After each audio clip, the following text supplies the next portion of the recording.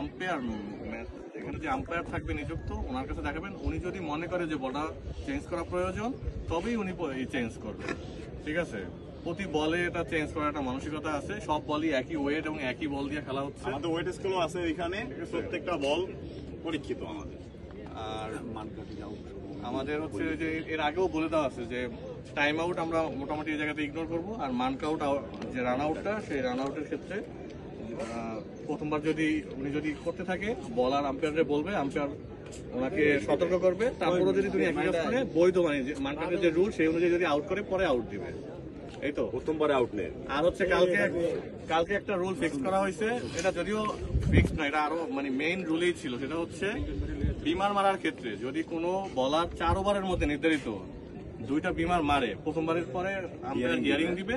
দ্বিতীয়টার সময় যদি ব্যাটসম্যান যদি অবজেকশন করে যে আমি এই বলারের বল ফেস করবো না, তাহলে এই ইনিংসের জন্য সে নিষিদ্ধ থাকবে আর কি, মানে বল করতে পারবে না। উভয় দলের জন্য এটা প্রযোজ্য। 4 ওভারে 2টা।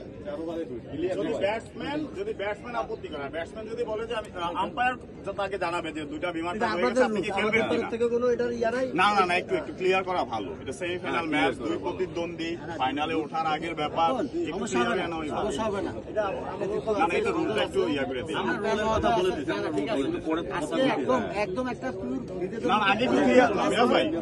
এটা আমাদের অফিসিয়াল স্বার্থে আমরা একটু ব্রিফ করি প্লিজ।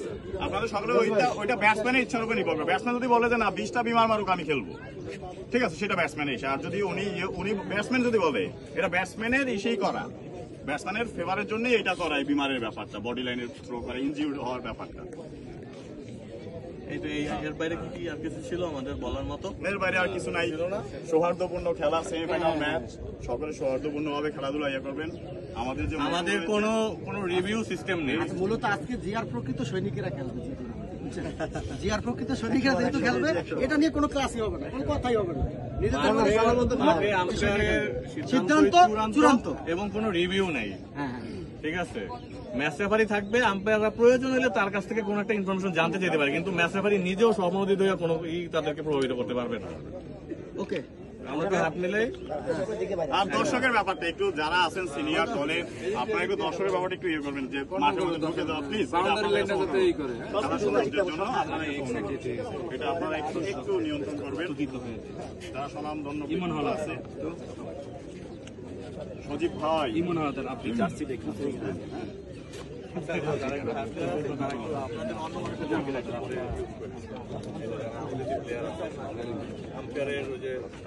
সার্কেলের মধ্যে গণার জন্য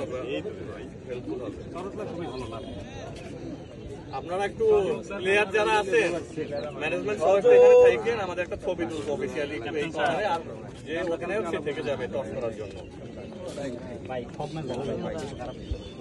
একটু